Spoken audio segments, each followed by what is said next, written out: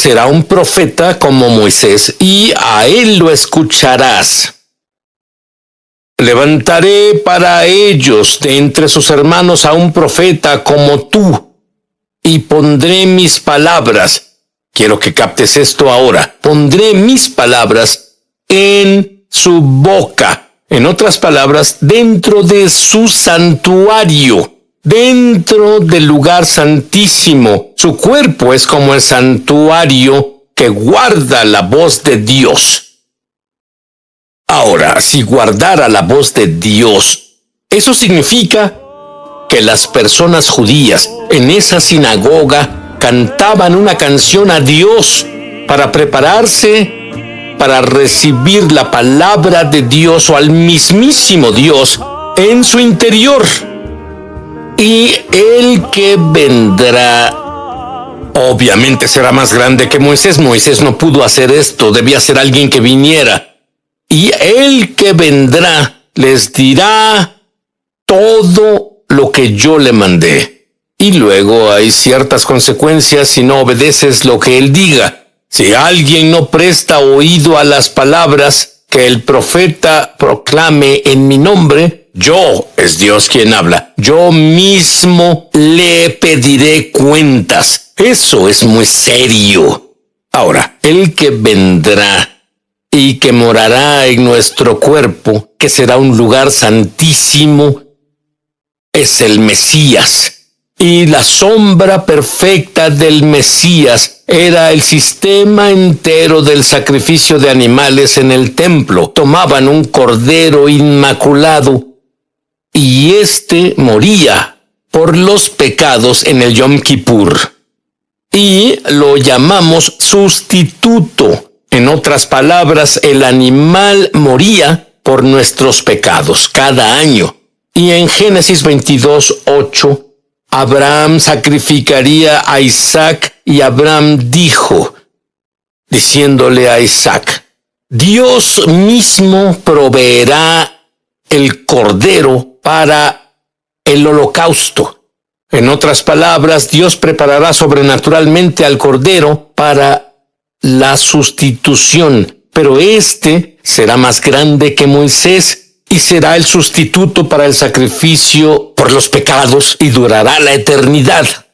Dios nos llama a ser santos como Él es santo.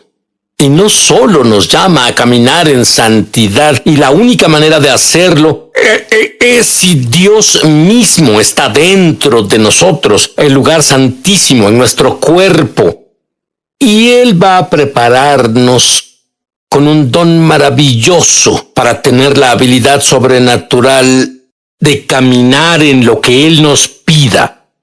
Pero no podemos hacerlo con lo que se conoce como el antiguo pacto.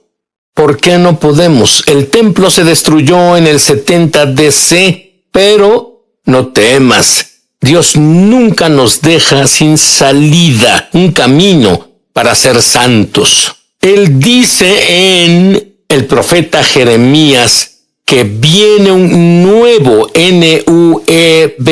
nuevo pacto.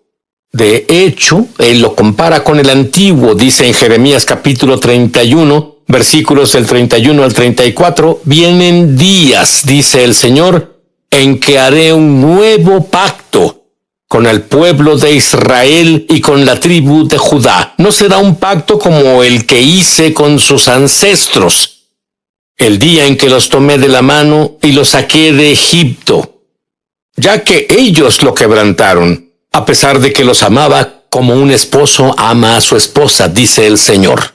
Pero este es el nuevo pacto que después de aquel tiempo haré con el pueblo de Israel, dice el Señor. Número 1. Pondré mis instrucciones o mis palabras dentro de ellos, en ese santuario vivo, el lugar santísimo, su cuerpo.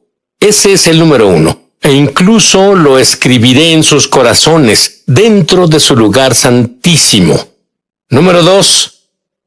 No tendrán que enseñar a sus vecinos, ni siquiera tendrán que enseñar a sus parientes, diciendo, debes conocer al Señor, porque todos me conocerán. Ahora hay un punto de inicio para que lo conozcan.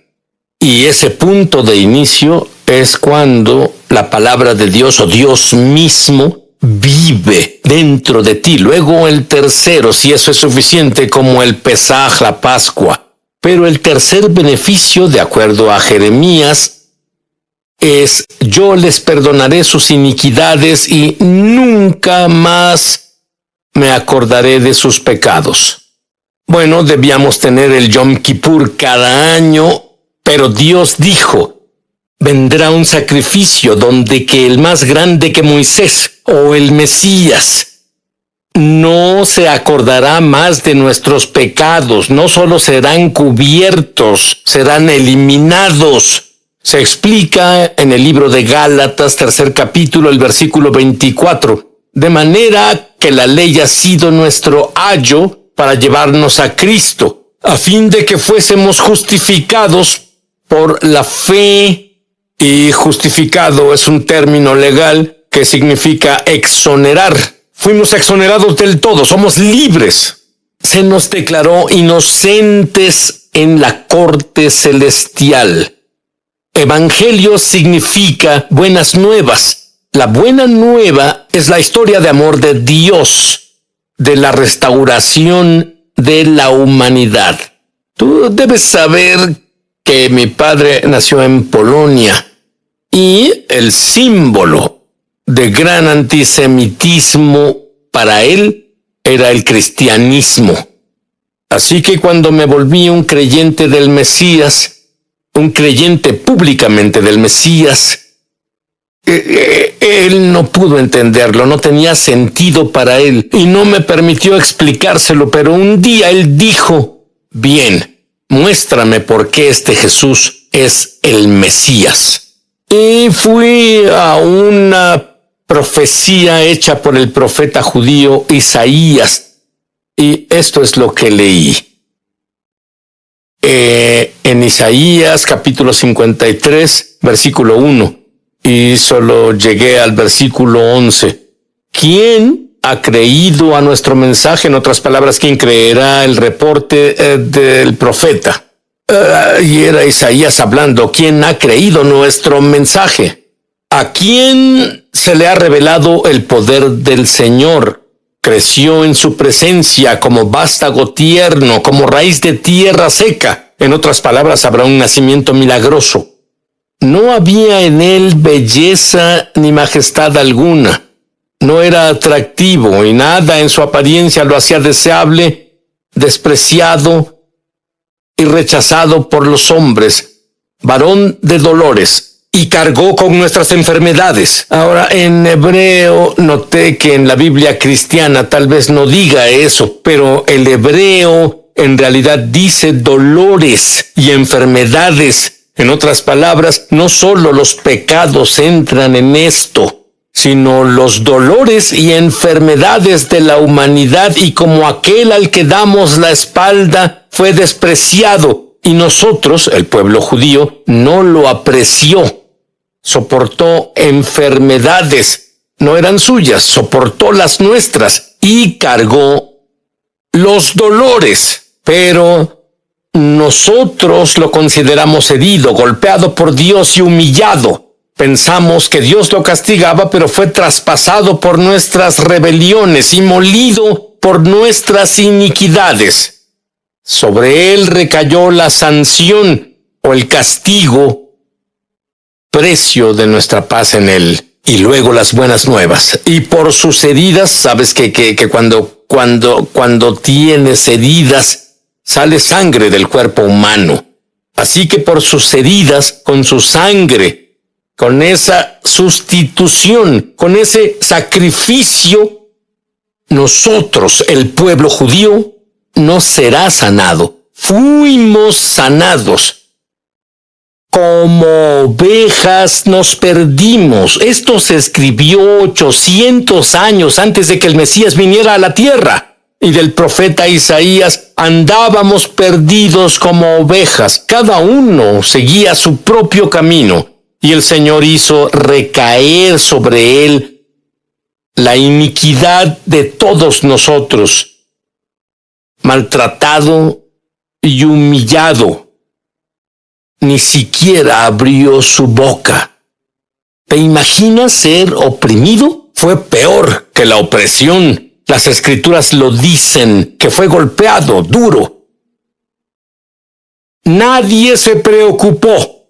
Fue arrancado de la tierra de los vivientes. Es otra forma de decir que murió. Él murió por la transgresión de mi pueblo y murió entre los malhechores, aunque nunca cometió violencia alguna. Ni hubo engaño en su boca. No hay nadie en la Biblia de quien Dios diga esto, excepto del sustituto perfecto. Y él quiso, y dicen, no había ni un engaño en su boca, pero el Señor quiso quebrantarlo. Y eso, en ese punto alto, dijo mi padre, estás leyendo una Biblia cristiana. Y le dije a mi papá, esta Biblia fue publicada por la Sociedad Judía de Publicaciones. Mira esto, fue dedicada por un rabino ortodoxo. Pero mi padre tenía aún tantas preguntas, pero él ni siquiera me preguntaba. Se congeló y yo no pude discutir el asunto de Jesús jamás. Este es el gran problema que el pueblo judío tenemos. Leemos en el mismo Tanaj que cuando el Mesías venga, el lobo vivirá con el cordero, habrá paz en la tierra. Y tú dices, mira alrededor, no hay paz en la tierra. Pero luego hay todo un grupo de profecías como la que acabo de leer, que Él morirá por nuestras enfermedades y morirá por nuestros pecados. Y por sus llagas fuimos sanados, fuimos totalmente, nuestros pecados fueron expiados. Entonces, ¿cómo explicas el hecho de que parece que un Mesías morirá por los pecados, el otro Mesías marcará el comienzo de una era de paz y todo en el mismo Tanaj? Bueno, los antiguos rabinos antes de la venida del Mesías dijeron dos Mesías, el Mesías Ben, hijo de David, marcaría el comienzo de una era de paz, pero antes de que eso ocurriera, debía haber un Mesías Ben José que sufriera en nuestro lugar.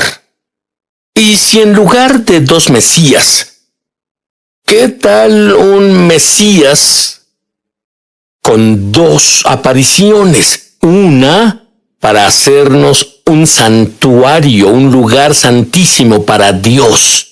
Y una vez hecho esto, que regrese a marcar el comienzo de una era de paz. Tiene más sentido. Yo soy judío. Creo en un solo Dios. Su nombre eterno, según la Torá, es el Dios de Abraham, Isaac y Jacob. Y un Mesías, el judío, Jesús. Isaías 65:1 lo explica más. El Señor dice, me di a conocer a los que no preguntaban por mí. Dejé que me hallaran los que no me buscaban. A una nación que no invocaba mi nombre le dije, aquí estoy, aquí estoy. A una nación, y la palabra nación en hebreo es goim, los gentiles. Dije, porque mi pueblo judío no respondió, dije al goim, aquí estoy, aquí estoy. La goyim, que no clamó mi nombre. En otras palabras, las Escrituras dicen que los gentiles seguirán al Mesías judío.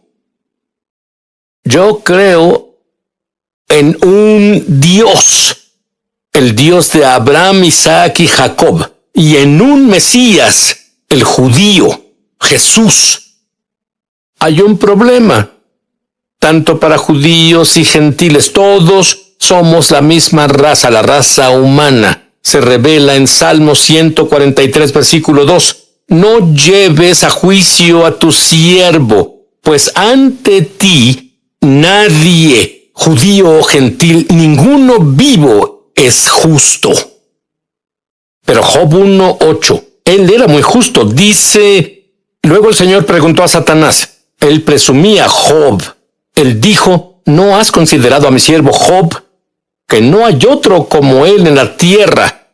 Varón perfecto y recto, temeroso de Dios y apartado del mal.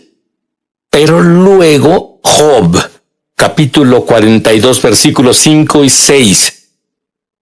Él tuvo un encuentro con el Dios viviente. Y aunque él pensó que era justo, aunque Dios lo llamó justo, esta fue su reacción cuando tuvo un encuentro con Dios. De oídas había oído hablar de ti, no en experiencia, pero ahora te veo con mis propios ojos. Por tanto, me retracto de lo que he dicho y me arrepiento en polvo y ceniza. El hombre más justo de la tierra, cuando estuvo en la presencia y santidad de Dios, él dijo lo mismo que el profeta judío Isaías dijo. Isaías 6:5 dice, entonces dije, se terminó, estoy muerto. Este es el gran profeta de Israel, estoy muerto, pues soy un pecador, el gran profeta de Israel. Tengo labios inmundos, el gran profeta de Israel, y habito en medio del pueblo, el pueblo judío, con labios inmundos. Han visto mis ojos al Rey, Jehová de los ejércitos. Y una vez que ves al Rey, por más justo que te creas, ves amor puro, ves santidad pura, ves la pureza por primera vez, lo opuesto a los humanos imperfectos que juzgas, soy mejor que esa persona, no soy tan bueno como esa persona. No, comparado con la santidad de Dios, toda la justicia es trapos de inmundicia. Romanos 10:13 dice, porque todo el que clame, ayúdame Dios, recibe ayuda. Y adivina qué, el peor día de mi vida, oré a Dios. No tenía a quien acudir. Y mi corazón tenía dos palabras, las mismas dos palabras. Ayúdame Dios, ayúdame Jesús. Y Él me rescató. La gloria que estuvo en Moisés invadió mi recámara. Y luego sabía que Jesús era mi Mesías. Eso fue hace 50 años. Bueno, esa misma gloria cayó sobre mi padre. El último día de su vida estaba en cuidados intensivos. Él rechazó creer o incluso hablar sobre el Mesías prácticamente mi vida entera. Y mi hermana y yo entramos al cuarto de hospital donde no había esperanza. Pero una semana antes entré en ese cuarto y la gloria tangible de Dios estaba sobre mí. A donde iba podía sentir esa gloria de Dios. Donde iba podía sentir la presencia de Dios. Era la misma gloria que estaba sobre Moisés. Y esa gloria cayó sobre mi padre y con mis propios oídos lo oí. Hago a Jesús mi Mesías y Señor. Esa misma gloria está en el estudio ahora. Muchos sentirán la presencia y muchos que oren conmigo, ayúdame Dios, la van a sentir en el futuro. Pero, ya sea de inmediato o en el futuro, la gloria está aquí ahora, justo ahora en el estudio. Quiero decir una oración, esta es la oración. Quiero que tengas tu propia experiencia con Dios. Quiero que Dios viva dentro de ti. Quiero que tu cuerpo sea el lugar santísimo. Quiero que ya no te sientas solo. Quiero que tengas tu propio conocimiento experiencial de Dios.